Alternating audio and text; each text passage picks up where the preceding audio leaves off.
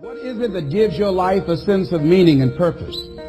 Because once you find that, it puts you in your power place. See, if you know what your life work is, I encourage you to start working on it. If you can't do it all at one time, do just a little bit of it. And if you don't know what it is that you showed up to do, if you don't know why you're here, I encourage you to find out your purpose is here. What is the meaning of your life? What will be different? Have you ever asked yourself that question? I've done that. I remember coming from a friend of mine's funeral, and I was reflecting on how much time I had left. And I went for a walk in a park thinking about this guy whose life was so promising. And I mean, he wasn't an old guy. He was quite young, in fact. And I thought about all of the things that he said he was going to do, and he never got a chance to do those things. And I started thinking about my own life and how much time I had left to do the things that I would like to do.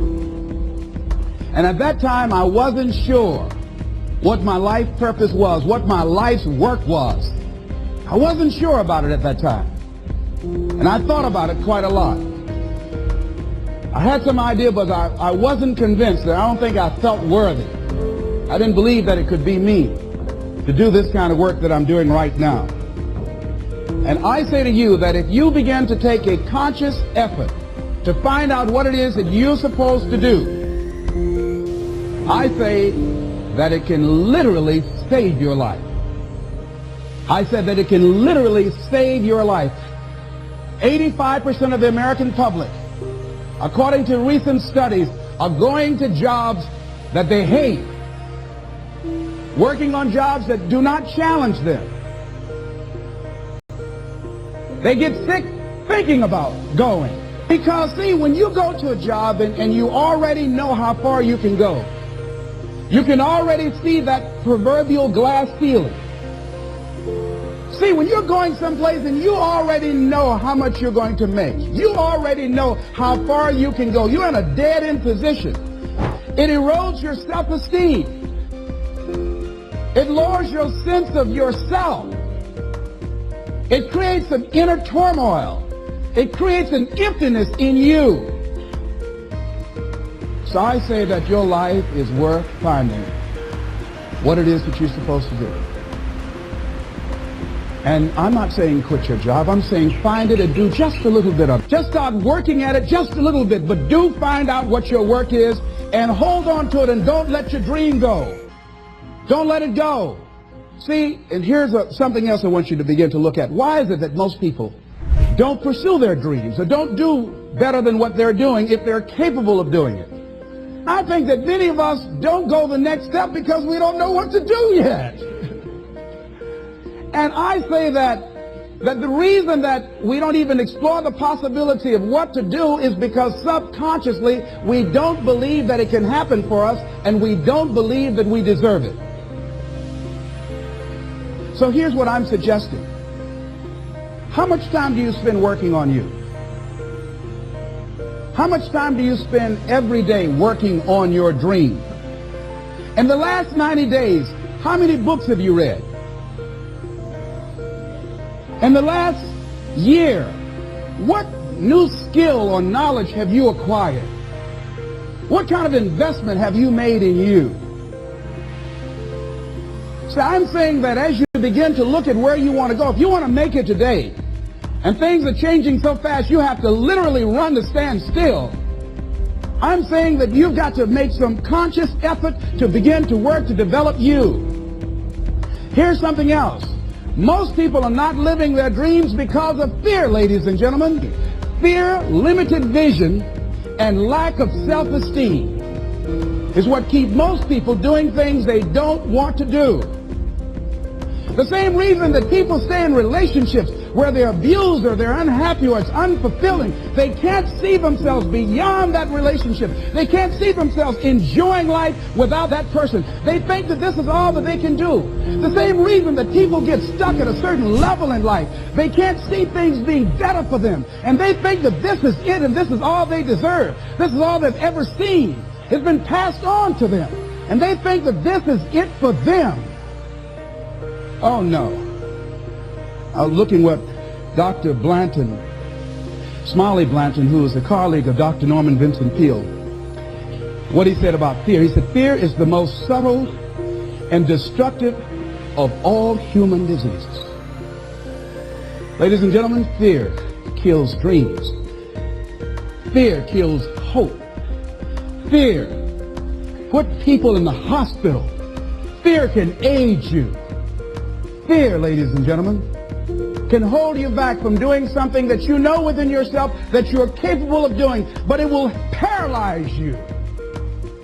And it seemed like you're in a hypnotic spell. And I ask you a question, what is the benefit?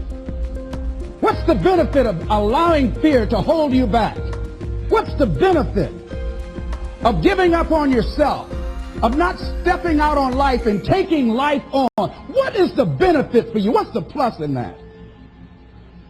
It's one of the things I had to ask myself. So I didn't want to make any mistakes. I wanted everybody to like me. I wanted to be perfect the first time I did something. It's not going to happen. You're going to make some mistakes. You're going to hurt some folks' feelings. You're going to create some enemies whenever you decide that you want to begin to take life on. You've got to ask yourself, how long am I going to allow this to hold me back? I like what Zig Ziglar says. He said, fear is false evidence appearing real. That is an illusion that we create in our mind. It is a state of mind that can be changed. So let's look at how we can begin to take some steps to restructure that fear, to begin to expand our visions of ourselves, to begin to increase our self-esteem. Webster said that self-esteem means confidence and satisfaction in oneself. Look at your life right now. Whatever you've done up to this point in time, your life is working. Whatever you have produced, it came out of you as a result of the kind of person that you have become. It's a result of your choices. It's a result of your consciousness. Now you have to ask yourself, are you satisfied with what you have produced? Is this what you want? Would you like for things to be better than this? Do you believe that you deserve better than this? Or are you content? This is it. You don't have to do anything else. That you already resign yourself in life and say, well, I'm happy. I'm not starving like the people in Calcutta. Are you allowing yourself to get off the hook like that? Or do you believe somewhere in the back of your mind or in your heart that there's some other great work for you to do? There's something else that life has for you. And that's why you're here. How do we handle this fear factor? How do we increase our self-esteem? You have to begin to fortify yourself. How do we do that? I believe that you have to begin to consciously monitor your inner conversation and start talking to yourself. Start building yourself up. Sometimes the only good things you will hear about you are the things that you say to you. So I'm saying learn to be your own booster. Start building yourself up. Start encouraging yourself. Start saying, I can do this. I can make this happen. When I started thinking about becoming a speaker, I said, yes, I can do this. I can make this happen. When I start trying to convince myself I can be a businessman after flopping and failing and losing thousands of dollars and feeling stupid and dumb and having people take advantage of me because of what I didn't know, I had to talk to myself because people were saying to me that I was dumb. And somewhere in the back of my mind, I was saying, you're right. Look at what I've done. I had to say, no, Les. Hey, come on, man. Get yourself together. You can handle this. You just haven't figured it out yet. It's all right. This is your training period. This is the tuition you have to pay for what you don't know. You can do this. Other people have done it. It doesn't take an Einstein. Get you some people that can teach you some stuff that you don't know. Get you some people that have done it successfully and learn from them. Take some seminars, workshops, read some books on how to manage a business. Change the way you see yourself and begin to tend to the personal details. Understand that nobody's going to take care of your business better than you. And when I start changing that kind of mindset of beating myself up because of my mistakes and start looking at the possibility of my doing better, of my making the adjustment that would enable me to do what I want to do successfully, things begin to change. And I say, stop beating up on yourself. You do it. I know you do it. I've done it. It's a natural inclination for us to put ourselves down. See, we are born negative, I think, in a negative consciousness because we live in a negative world. Here's some other things, ladies and gentlemen. Begin to guard your mind against negative programming, like turn off the television. Don't watch the news. So you've got to guard the kinds of things that you put in your mind. See, if you don't program your mind will be programmed, because human beings are goal-oriented. That's why we die of broken hearts early. That's why we're running through life to early graves. We're going through life, ladies and gentlemen. And I think that Henry David Thoreau said that most men live in quiet desperation. Most of us go through life running scared. So we created this in our minds, false evidence appearing real. We made it real in our minds. That's why Churchill said there's nothing to fear but fear itself. That's the destructive monster. So turn off things that can contribute to your fear. Turn a deaf ear to people that all they can do is talk about how negative things are, because they have bought into the consciousness of the world. Start attending workshops, seminars, listening to tapes on a daily basis to begin to recondition your mind, to retrain your thinking. Faith comes by what? Hearing and hearing and hearing. Listen to things that can empower you, that can enable you to create a new reality for yourself, and a new life for yourself. You might appear to be strange around most people. You know, most people think you're strange if you're happy today. See, these people have not found their purpose in life. That's why they're grumpy. That's why they're miserable. That's why they're so negative. They're hurting and they want to hurt other people. So start practicing using programs for your mind. Seminars, books, workshops. Keep a journal. Record your thoughts. What's happening with you? Every day when you get up, have a journal near you. See, ladies and gentlemen, we get 3 to 4 thoughts a year that if we would act on those thoughts, they could change our life. What idea are you sitting on? Write your ideas down. And then, once you get that idea, take the leap. Take the leap. See, it's out here in the universe. If you don't take the plunge, I guarantee you, somebody else will. Take the plunge. Go into action. And ladies and gentlemen, you will be surprised at how things will come together. You'll be surprised. Now, you're going to have some difficult challenges. I can tell you that now. Be aware of that.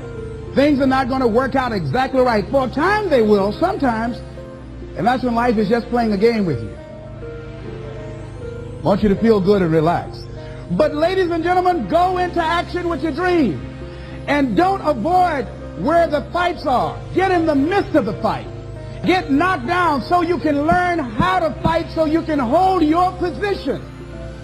See, most people don't get out in the arena of life because they don't want to fight. Most people don't get out there because they don't want to get knocked down. They don't want to be dropped to their knees. But see, you're going to be dropped whether you're on the field or whether or not you're sitting on the sidelines. You're going to be dropped. So at least get dropped for something. See, that's how most people are spectators in life. You don't want to be a spectator. You want to get out in the field where the action is. And you will be amazed. After the struggle, there will be a calm period and things will begin to click for you.